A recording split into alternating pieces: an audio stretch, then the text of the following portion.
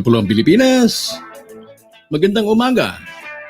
Ganap na alas 8 ng umaga ng Biyernes, Marso 12, taon 2021. Muli itong inyong lingkod, Ka Anton Israel, para sa isang full episode, audio only, ng WOTN. Tayo po ay nasa WOTN episode number 175. Pagpasensyahan nyo, nakalagay rito alas 9 ng gabi. Ano po? Hindi po yan natuloy. Ngayon na po alas 8 ng umaga. Ha? Advance na. Pero pwede nyo rin po mapanood yan mamayang gabi. So, ang programang ito, Wealth of the Nation, ay hatid po sa inyo sa kagandang loob ng NCUP.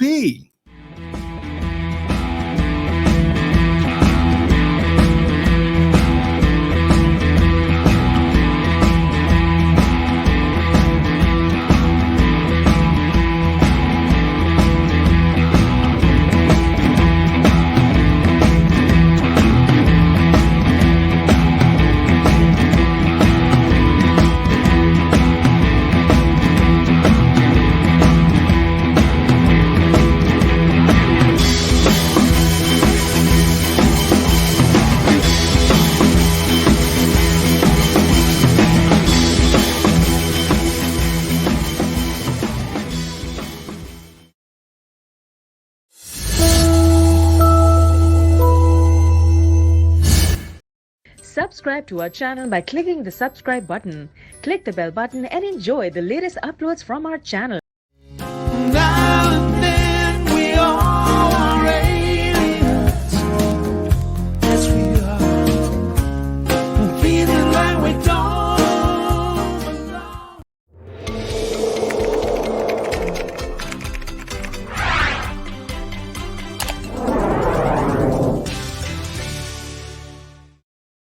Okay, tayo po'y bumalik na. Balik na po tayo sa ating audio-only episode. Tayo po ay siyempre may konting pinagagawa tayo dito sa aking studio space at nananatili pong hindi presentable ang aking lugar. Kaya tayo audio muna at ito ko naman din napaka-komportable ko kapag audio lang dahil anytime pwede ako mag-broadcast kahit ako'y naka-short lamang, kahit ako'y nakapambahay na tansuot o kumbaga kahit gusto yung aking buhok. Okay na okay. Wala tayong problema kumbaga. So, gaya po ng aking ipinangako dun sa ating primer, ang pag-uusapan po natin sa mga darating pang episode hanggang sa matapos ay yung pong pag-aaralan natin yung origin ng Marcos Gold. Ito po yung sinasabi ko na kumbaga yung unexplained wealth na tila embarrassing kapag inexplain. Walang komportable, hindi po komportable yung mga holders, yung mga nominees, yung mga trustee. Sino ba yun? Alam ko naman kilala ninyo. Na-i-explain. Kaya nanatiling unexplained wealth. Lumalalim mo atang investigasyon at tila yung scope ng ating kailangang maarok. Siyempre limitado lamang pero dapat mag-expand din po doon sa mga dati nating nakaugalian o nakagawian o masasabi nating mga impormasyon na binolunteer sa atin, no, na kumbaga ang tema ay kahalintulad nung pinakalat niya ng mga TVM group, no, Tiburcio Villamor Marcos, at yung mga akala natin ito'y galing dun sa Filipino royalty, na ang pangalan ay si Prince Lacan, Acuña, Tagian, Taliano. Wala po pala talagang ma-establish na meron talagang merong Philippine royalty. No, kung meron man, siguro bago pa dumating yung mga Kastila. Of course, kung may Philippine royalty noon, dapat ina-record na ito ni Pigafetta. Pero wala namang recorded na account ng mga early historians na meron talagang Philippine royalty na nakikitang may malaking kastilyo, may malaking palasyo, at namumutik-tik ng ginto. Wala akong ganon. At kung meron man, inasuppress na ho ng Kastila yan at hindi na ho umabot pa ng 1800s o early 1900s para sabihing pinautang sa Batikan.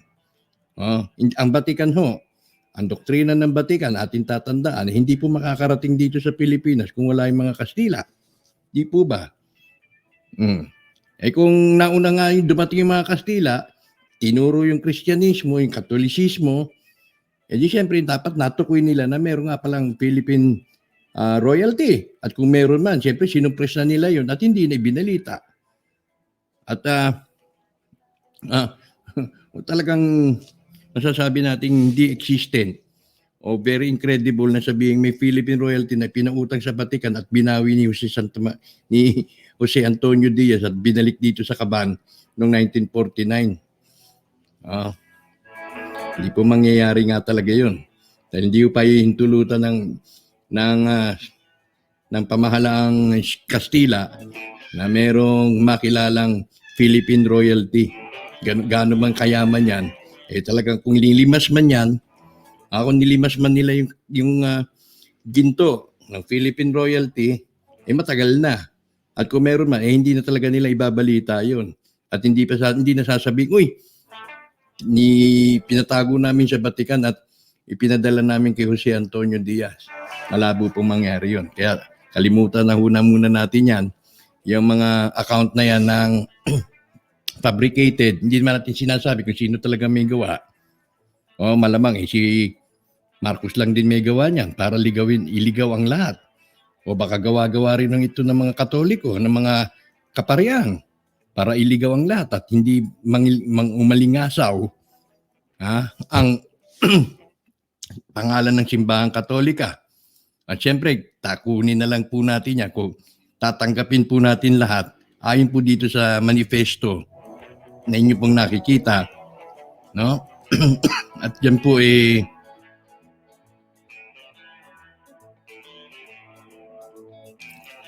dito sinasabi mismo nung may lagda.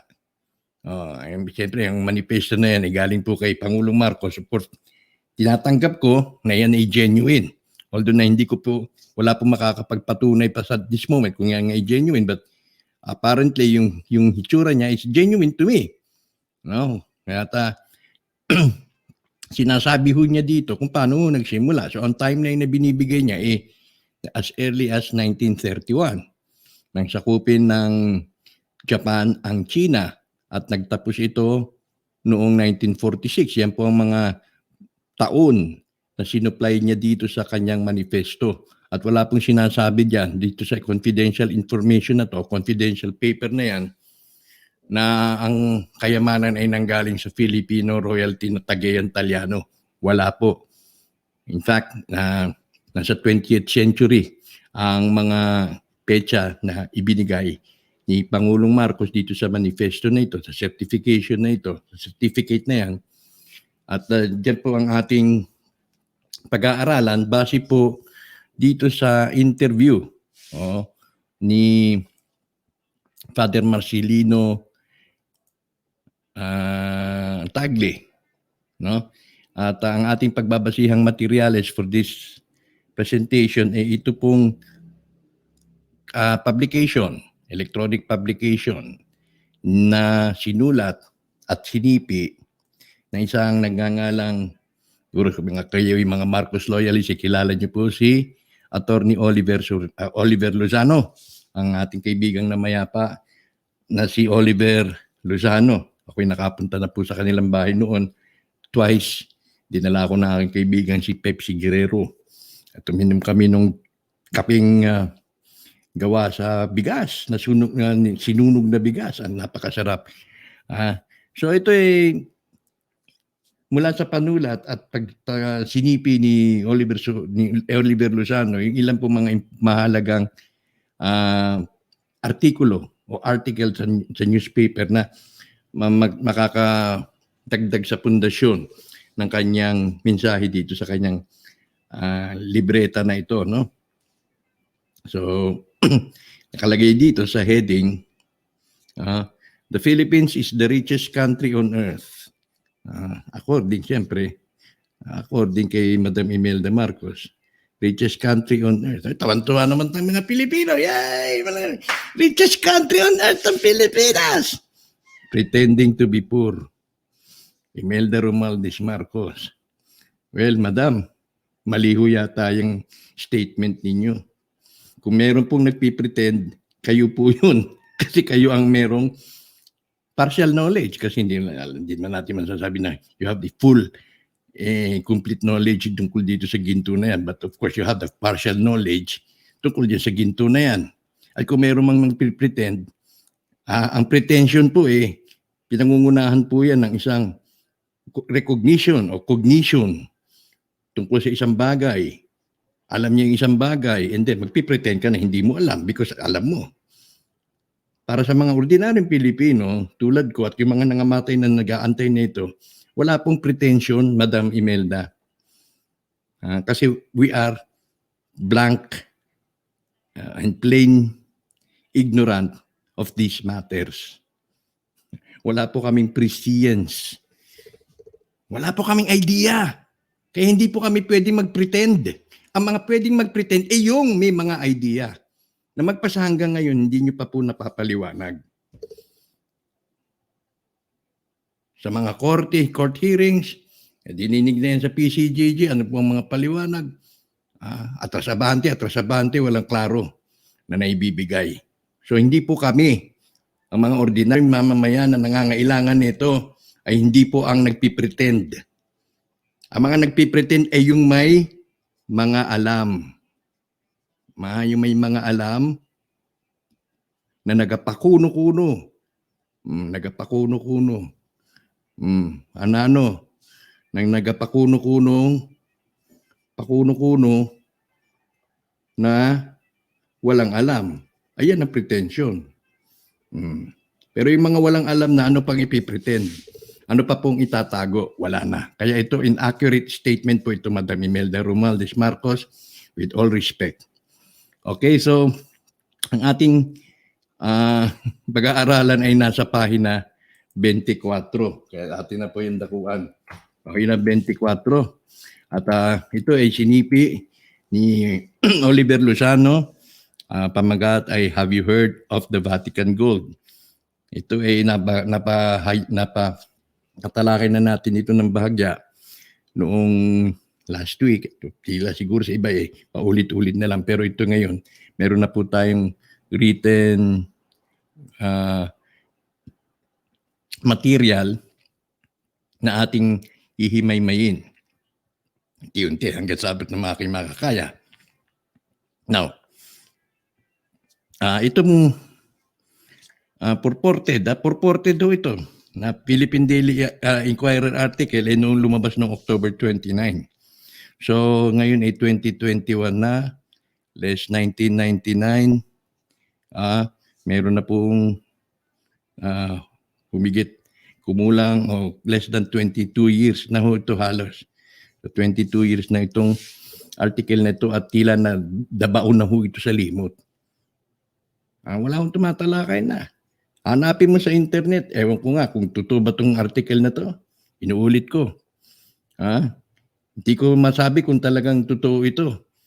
Dahil wala akong makita. Wala akong makitang galing mismo sa publication ng Inquirer. Baka naman na-archive na. No? Pero yan available naman yan sa Inquirer. Kung tayo pupunta doon sa kanilang library, makikita natin kung meron nga bang lumabas na ganitong artikulo. Kung meron mang mga publication, yun po ay nandoon sa independent websites. At ganito rin po ang nilalaman. Ang laman po nito ay ganun din po ang nasusulat dun sa aklat ni Eric San Juan, maging yung mga nandoon sa aklat ni Stitch, Rodney Stitch. Yan din po ang nilalaman. Ang na-verify lang, mabe-verify ho dito, yung katauhan ho noong journalist na gumawa. Sumulat na si Caroline Arguillas. Yan po isang respetadong journalist. Gayunpaman, let's take it for its face value at ating isa-isahin hanggat sabot na makakaya. So, Davao City, may nag-post nga dun sa ating live one time, sinasabi niya nakakilala niya o kamag-anak niya si the late Marcelino Tagle, at na yan nga yung taga Davao City, at sinasabi niya nga na mayroong ganitong uri ng testimonya na lumabas noon. So itong si Tagle ay isang Catholic priest, at sinasabi niya na meron siyang ebidensya. Ebidensya. Humarap siya sa Senado. Sinasabi niya, meron siyang ebidensya tungkol dyan sa Marcos Gold na yan. Ang Marcos Gold po ay nangyari parang terminology na ho, no? Hindi nangangahulugan na siya ang may-ari. Pero kapag yan ay patungkol doon sa hindi maipaliwanag na kayamanan ng Pilipinas, ito ay nagiging naipapasok na ho dun sa terminology Marcos Gold.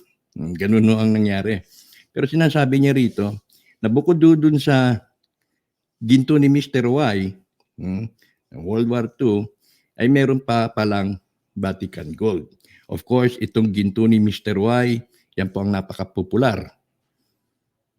No need to further stress na yan ay ang pinaka-popular na usapin. Pero ang Vatican Gold, dito lang yata natin ulit ito ma-revisit o makikilala. So itong si Tagle ay taga-Bataan po pala. Siya ay direktor ng Caritas Manila. Ano po yung Caritas Manila? Ayan ay charity, Catholic charity. At si Cardinal Sin, ay isa po rin sa mga pangunahing personality kapag Caritas Manila. Itong Caritas Manila ay associated o linked sa mga Jesuits.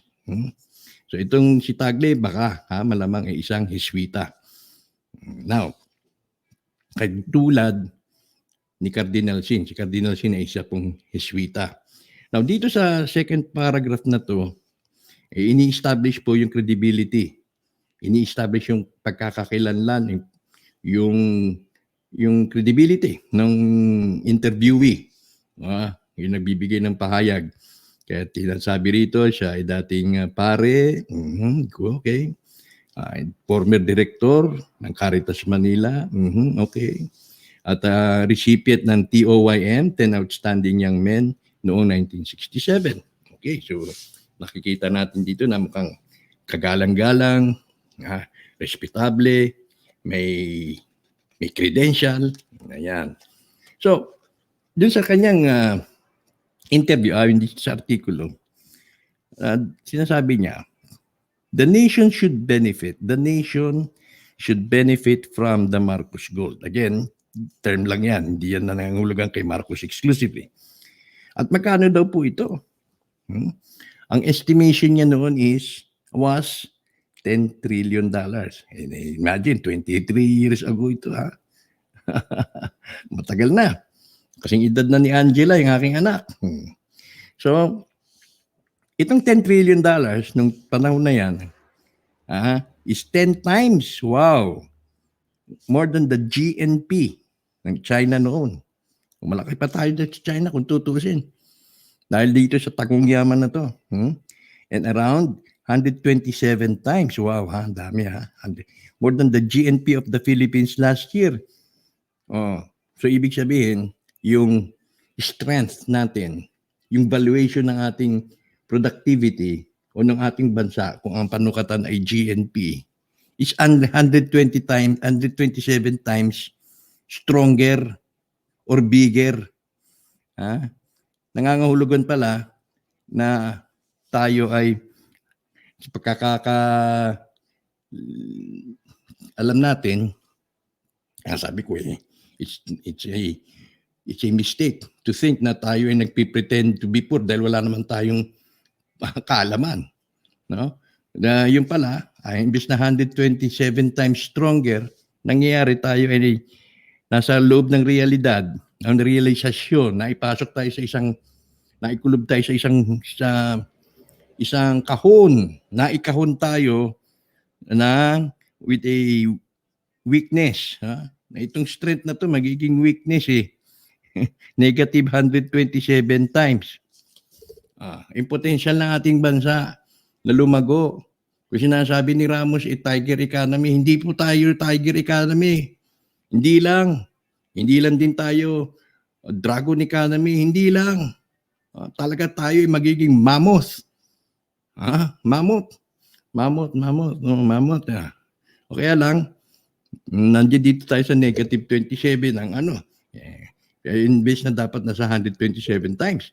And of course, ang $10 trillion ay 10 times the combined worth of the world's 200 richest known billionaires. Pag sama-samahin mo yung yaman ng 200 bilyonaryo noong 1999, 10 times pa po. Okay. Now, ito masaya. Sinabi niya rito, I am ready. Ibig sabihin, may pinangahawakan to. I am ready to substantiate and defend my claims. Para saan? For the benefit of the Filipino people. Pero nasa na ngayon yan, Father Tagle? Wherever you are, rest in peace. Nabigo ka. O binigo talaga. Ayun man tinatawag na upset. Upset kayo. Wala pong nangyari. For the benefit of the Filipino people, nasaan? Sinopress ang balita. Kung ito'y may tuturing na isang testimonya, nawala. So, sa pagpapatuloy, Tagle said when told that his claims were preposterous, yan ang isa po sa mga paboritong ilapat, ipambato ng mga kabal, ng mga tinatawag nating collaborator para itago yan, magkaroon ng cover up, magkaroon ng smoke screen, sasabihin, chismis yan, kwentong barbero yan, dito kayo magaling. Yung mga nagsasabing preposterous, unbelievable, not true, unreal. Yan po ay mga statement ng mga outright denial. Napakanaho ng mga nais itago yan. Hindi natin alam kung sino nga nagtatago. Anyway, so sabi, the former priest said he once served, o naglingkod siya bilang advisor. O kaya may alam ito, ng Pangulong Marcos. And ito na, administrator for the estate of another man whom he claimed was the source of the Marcos gold. Ibig sabihin po niyan, kung ibig sabihin po niyan, yung pinanggalingan yung mismo, yung ugat. Sino po yung ugat na yan? Ugat ng Marcos gold na yan. Kasi nangyari ho, sabi niya dito, na eventually, na-control ni Marcos yung mga gold certificates and yung paper trail na almost impossible to recover them without piecing the various pieces like a mosaic. Now, ano po ba yan? Sino po ba yung sinasabing yan? Itong estate of another man whom he claimed was the source of the Marcos gold. Yan po ay walang iba kundi si Severino Santa Romana. Para hindi lang tayo maligaw, makikita po natin yan sa pagbaba. So yan po ang nanggaling. Hindi lamang po yung ginto, kundi maging yung knowledge, yung intelligence, yung wit, wisdom, etc. Lahat po yan nanggaling ho kay Santa Romana, hindi po inherent kay Marcos. Akala natin si Marcos ang may alam Ang galing talaga ni Apo. Oo, magaling. Kasi tinuruan siya ni Santa Romana. Ang Marcos Gold, hindi ho magiging Marcos Gold yan kung hindi dahil kay Santa Romana na nagturo sa kanya ng mga maneuvers. Si Santa Romana po isang Harvard graduate. At pinag-aral ho daw talaga yan. Ayon dun sa ating living witness. Pinag-aral ho talaga yan para yan lamang trabahuin. Okay? So, itong mga gold certificate and bullions na ito ay diniposit sa at least 15 bansa. So, kung paano ang Vatican at yung treasure ni Mr. Y nakarating sa Pilipinas, It's a story that he claims involves two of the century's most influential personalities. Ito na nga, si Mr. H at si Mr. M. Incidentally, meron din pong tinatawag na M Fund. Hindi ko alam kung yung M na yan ay para kay MacArthur o kay Marcos. Anyway, tungkol sa Royal Gold, ito na. Wala pa tayong mababasa rito sa testimonya na yung Royal Gold na yan ay doon kay Lacan. Nilakan na. Lacan. Lakan mo. Tapos akuin mo. Ako niya. Inako niya. So Tagle said the Vatican gold included gold bars captured by Mr. H. The gold bars belong to the royalties of Europe. Sasabihin naman nila, kay Indonesia, yung unang asawa ni Marcos. False. Of which the Vatican was trustee. Pinagkatiwala sa Vatican. It also included royal gold, which the British reportedly shipped to Singapore for safekeeping in event that Mr. H would conquer all of Europe. Now, ito na. So, yung tinasabi kanina dito sa taas na natutunan niya o yung origin ng Marcos Gold, yung source, ito na. Tagle said that the Vatican entrusted the treasure to a certain Father Jose Antonio Diaz. Noong time na yan, nung mga time na mga 1930s, 1940s, ang papa po niyan ay si Pope Pius XII. Okay, for the record. So, Father Jose Antonio Diaz, he assumed several names when he moved to the Philippines. One of his aliases, according to Tagle, was Colonel Severino Santa Romana. Sinabi pa ni Tagle na Santa Romana, ito na, dito na natuto ang Batang Marcos. Hindi ho kanya, pati yung knowledge, yung original knowledge, hindi ho kay Marcos, Walang magiging Marcos Gold kung hindi kay Santa Romana. Yan po ating pakatandaan. So, Tagle said Santa Romana hired Yang Marcos as his lawyer and trustee. Again, Santa Romana, hindi Tagayan Taliano. He said that Santa Romana Gold was actually more than the Marcos Gold. Ito na, itong clincher. The Romana Gold, more than the Marcos Gold. About $50 trillion. But this treasure is tied up with the Marcos Gold. Ayan na.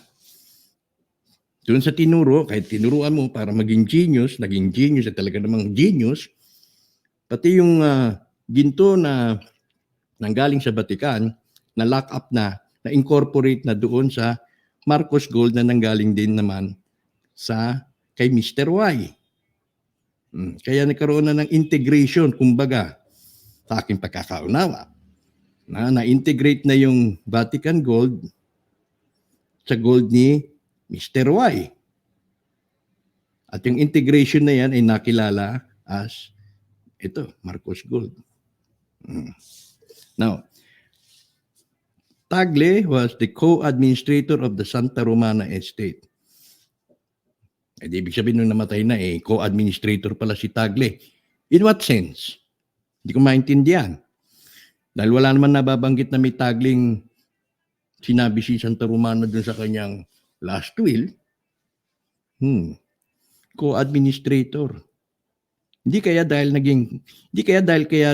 sinabi niyang co-administrator dahil siya ay Hiswita? O siya ay inutusan ng Vatican?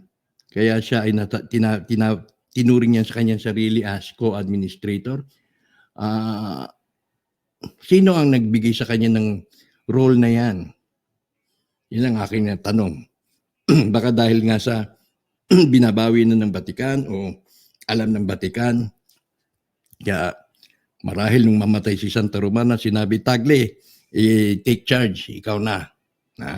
Pakialaman mo yan, bawiin mo, whatever. So, yung Mr. Y's treasure ni Mr. Y ay na-recover sa tulong ni Mr. M, MacArthur, at nung asawa ni Mr. Y.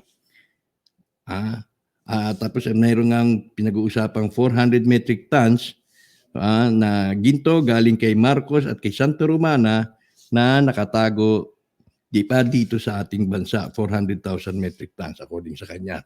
At yan din naman yata yung umiikot na figures na kay nakatago sa Central Bank. So malabo, hindi pa natin yan naanin. Huwag na muna natin talakayin yan. Anyway, so bakit nag-away-away yung mga, at hindi ito nakuha? O napag-aralan natin na merong last will and testament si Santa Romana, kiniklaim ni Luz Rambaño na kanyang common law wife na nagpanggap o naggumamit ng peking, sabi ng ating whistleblower yan, o nung ating living witness na siyempre como taga-recto, yung kanyang marriage certificate ay peke. Tapos itong si Tarsiana Rodriguez ay hindi rin nakakubra. Maging yung iba ng mga sinasabing meron na pag-iwanan sila ni Flor de Lisa, wala rin nakubra. So bakit daw? Kasi yung mga pinagbilinan o pinag-iwanan ay kulang ng original documents. At kaya because the nature of the accounts which required full cooperation of nominees and trustees constituted by the late President Marcos. Yan po ang kapos. Yung mga pinag-iwanan, wala talaga makukuha dahil ang akala lang nila ay ganun kasimple. Sa ganun kalaking halaga, napaka-intricate at complicated ang process. Now, paano po natin mabiverify ito? Mabiverify po natin yan kung pupunta siguro ako o kayo, kung kayo ay may kakilala sa Senado, kung pakicheck po naman kung meron bang record doon sa Senate Blue Ribbon Committee noong October 14, 1997. So, mali ako, no? Yung pahayagan ay, ang report na ito ay sinulat noong 1999.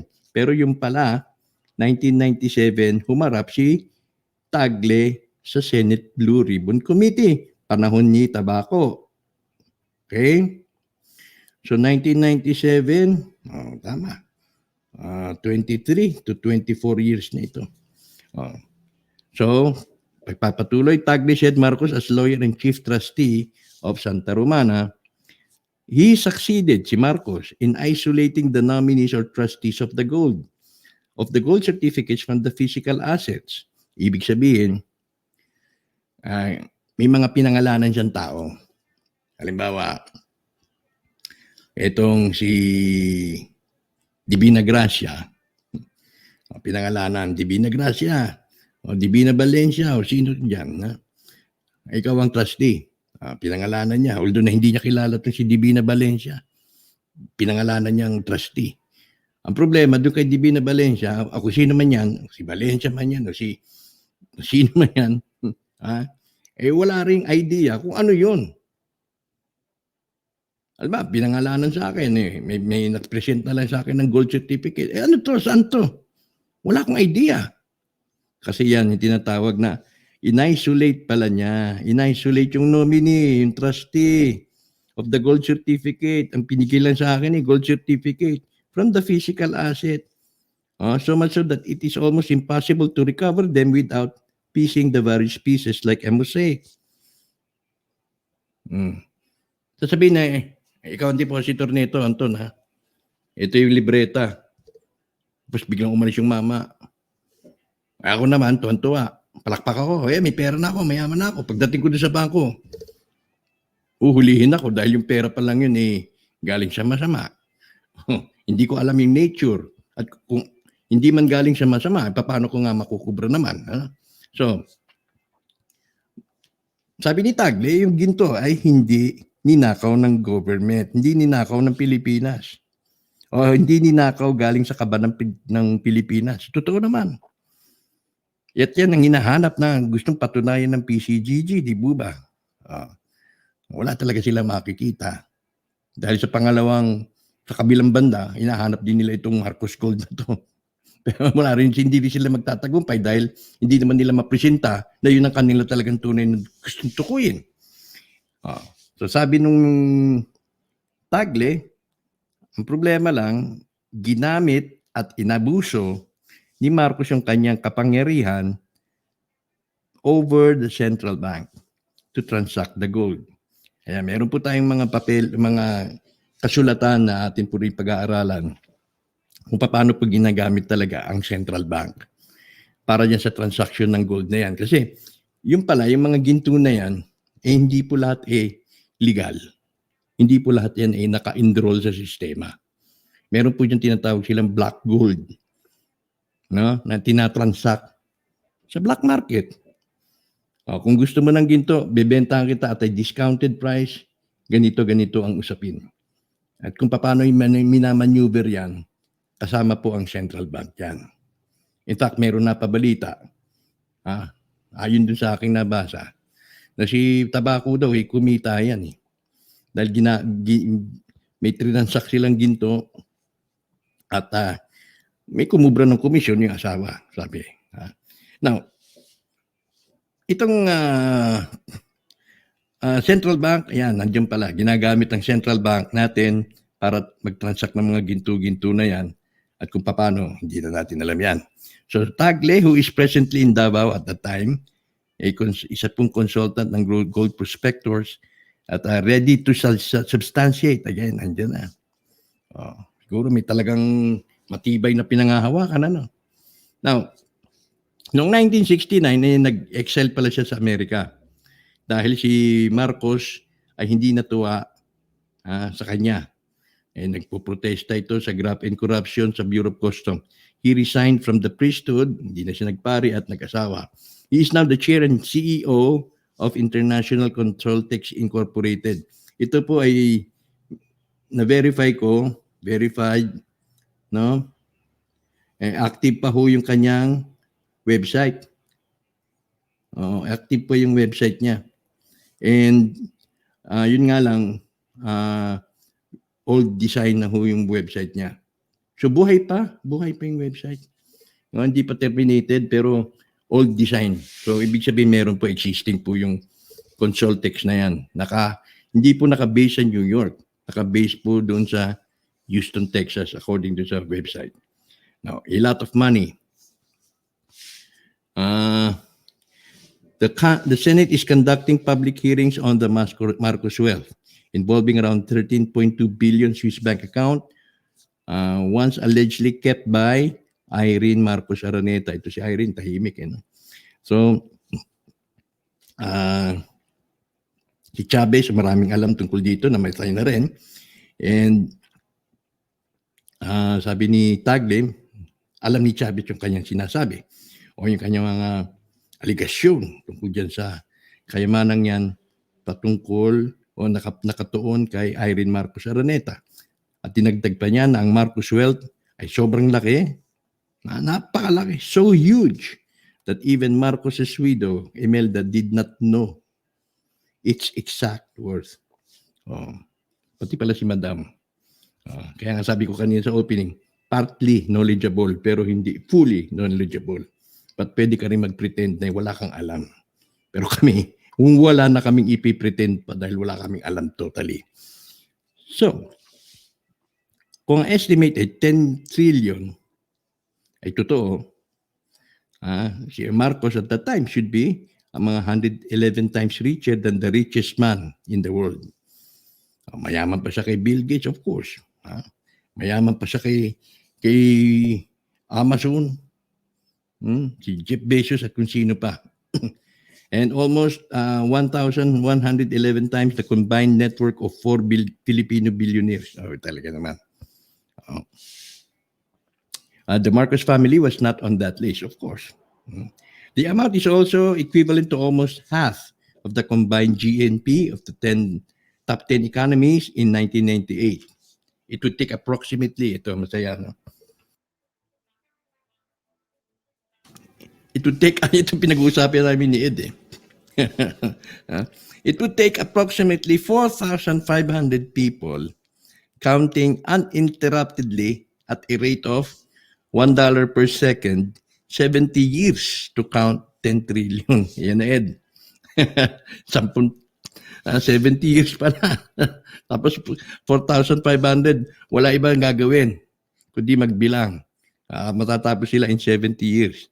So ito, ano po ang solusyon na pinapanukala ni Tagle? Sabi niya, ibuwagin na yung PCGG. Buwagin na yan. Abolish.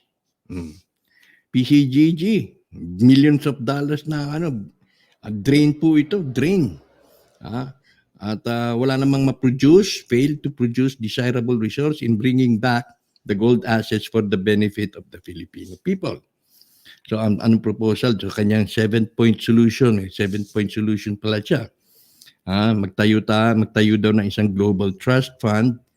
Ang trabaho lamang ito ay para ma-secure, ma-recover, at ma-distribute ang asset ng Marcos sa pamamagitan ng isang out-of-court settlement.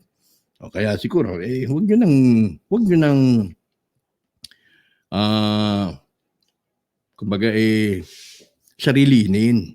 Mag-share kayo para matapos na. Masyadong nakakasapangan parang gano'n, Kaya, yun ang kanyang panukala. Kung paano matapos yan, mapakinabangan na. Tapos, sabi niya, yung mga banking groups, pwede rin pautangin yung trust. Itong trust, kumbaga, imbis na PCGG, itayo na lang isang trust. At yun, isang pagkilos para ma-recover yung asset na yan. So, sabi niya, yung mga banking groups pwedeng magpa-utang dito sa trust at in return, yung gold certificates, yung physical assets, ay pwede rin namang ipautang sa kanila dito sa mga bangko. So, the proceeds should be used to pay the Philippine debt.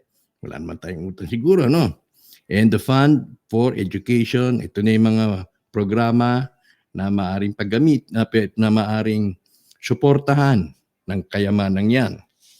At yung mga probate courts should assist in determining the rightful heirs and beneficiaries of the wealth and effect compromise agreements with primary and secondary beneficiaries. Yan po ang hindi nangyari dahil masyado pong greedy ang mga sinasabing beneficiaries. Gusto nila, kung akin 5%, gusto pa nila 10%. Sa kaso ni Santa Romana, dun sa will and testament niya, nang ilinilabas yun, hindi pa namamatay yung matanda, nagkatakawan na, nagkaasaran na, bakit si ganito napakalaki kaysa sa kanya? Nag-away-away na. Sa pagpapatuloy, sabi niya, ang gobyerno at yung mga benepisyaryo ay mag-agree na on the respective shares. Oo nga. Huwag na mamili. Huwag nang pagpilitan pa na gusto mong mas malaki sa'yo. Adequate compensation should be given to human rights victims. Put a major portion of the funds into the development of Mindanao and other depressed areas of the Philippines by creating new centers of industrial development and free trading zones. Establish an Asia-Pacific gold trading house in Subic backed by a gold refinery. Siguro mahirapan tayo nito, Kasi kontrolado ng Inglaterra. Jointly operated by the central bank and private gold hallmark companies, and call a general and sectoral conference. Ayan po, hindi po nangyayari to. A general and sectoral conference on the Marcos Gold. Siguro tayo, pwede nating simulan to, kung may pondo lang tayo. O kung nasa poder lang po tayo, baka pwede nating simulan yan. And world banking officials and lawyers involved in recovering the wealth must be invited. Ayan po ang katapusan ng ating pong pagbaybay, pagsubay dito sa artikulong ito na sinulat ni Caroline at lumabas noong October 29, 1999, bagamat ang testimonya at humarap ang ating subject dito na si Marcelino Santa Romana noong 1997 sa Senate Blue Ribbon Committee. Kasabay nung paghayag din ng testimonya ni Enrique Zobel. Ayan, sa susunod siguro kung makasumpong tayo ng dokumento tungkol dun sa mga statement, deposition lang yun kasi inabot niya yata kay Senator Pimentel. Pero yun na nga, napaka kontrolado nitong impormasyon na ito no? Tila ay hindi ito kinagat ng media. Maliban na lang ito, purported lang amang yan eh. Di umano pa lamang ho ito kasi wala man tayong nakita na sa mismo sa article ng pahayagan, kopya ng article ng pahayagan ang mababasa natin sa internet. Gayunpaman, ito ay magiging pwedeng gamiting jumping board or for further research, kumbaga. Pwedeng pasimulan na maimbestigahan ito o masuri ito for further research. For further research, ha? So, yan, basta yan. At syempre, susunod po tayo, ang magiging susunod nating pagtalakay ay yung second article naman po. Ito, nakikita na ninyo yan. May second article naman po ay tungkol doon. Ito, sa kanya, mismo si Oliver Lozano, naniniwala may Italiano eh. Pero ngayon napatunayan ng hindi totoo. Susunod naman po ay yung tungkol sa Soldiers of Fortune. Yan po ang ating susunod. Hanapin ko muna. Hanapin ko ha. Huwag po kayo bibita bago tayo magtapos. Bago po tayo magtapos, pakikita ko muna sa inyo yung Soldiers of Fortune.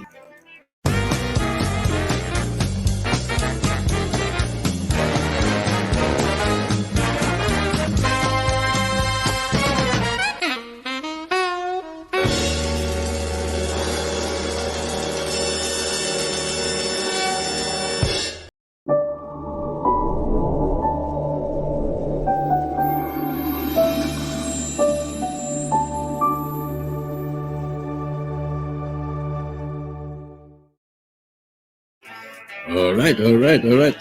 Bago tayo magtapos, Soldiers of Fortune, hanapin ko muna.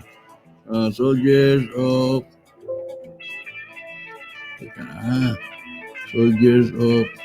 Fortune. Ayan.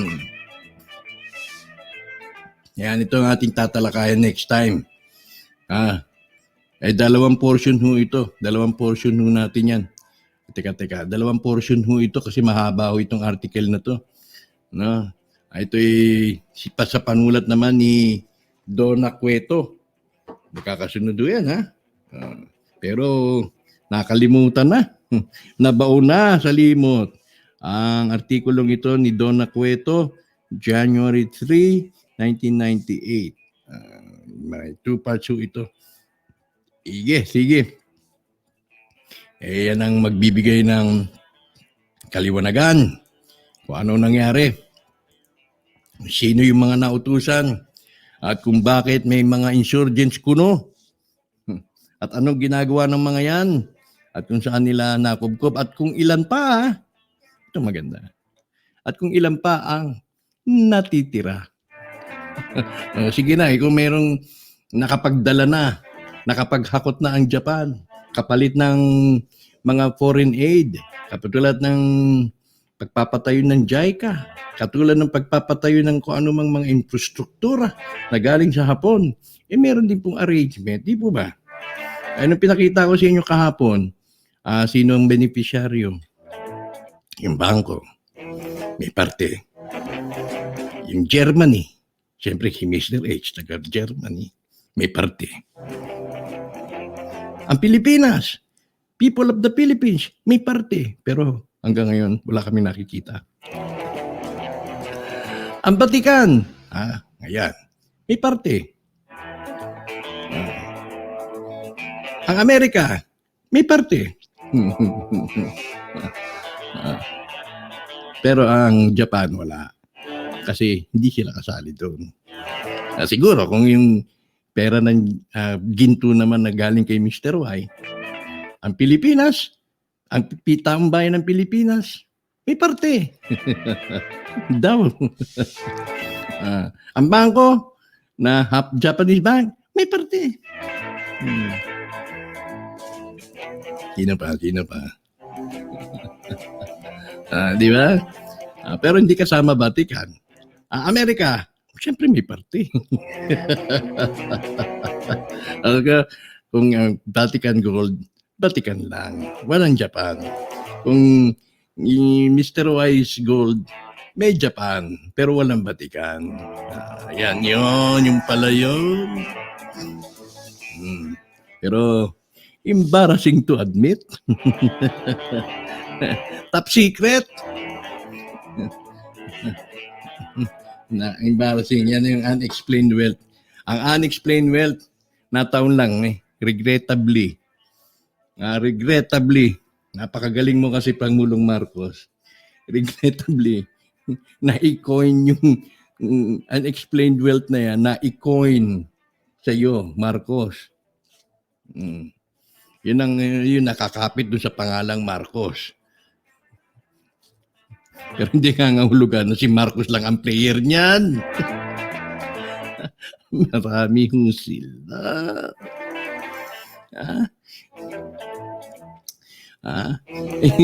Ang nakakalungkot lang, nasira ang pangalan ng Marcos dahil dyan.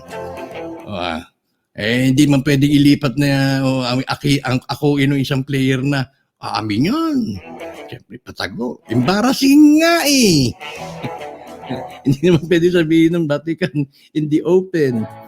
Amin yan. Pinagamit lang namin kay Marcos. Hindi pwede. Bakit? Embarrassing. Ilang milyon po ang namatay. Meron pa dyan kasama yung mga pera ng mga Hudyo na hinahabol din ng mga Hudyo. Hindi na nila makita. Alright. Saan tayo mapadpad? Okay, sige. Diyan na lamang po muna tayo. At sisikapin ko pong makabalik. Sisikapin ko pong makabalik na video kasama si Arduray ngayong darating na Sabado. So, gayon pa man, sinikap ko pong makapaghatid ng masustansyang impormasyon hinggil dito sa ating tinutukoy na ginto. Huwag po tayong madadala doon na sinasabi pretending to be poor, insulto ho sa amin yun, madam, Hindi kami nagpipretend na kami mahirap dahil talagang mahirap po kami. At wala po kami sa kapasidad na pag mag-pretend dahil wala kaming alam. Ang mga nagpipretend ay yung may alam tungkol dyan sa kayamanan yan. Pretending to be poor. Hindi po kami yun. I'm sorry to say. Pretending to know nothing about it. Hindi po kami yun. I'm sorry to say.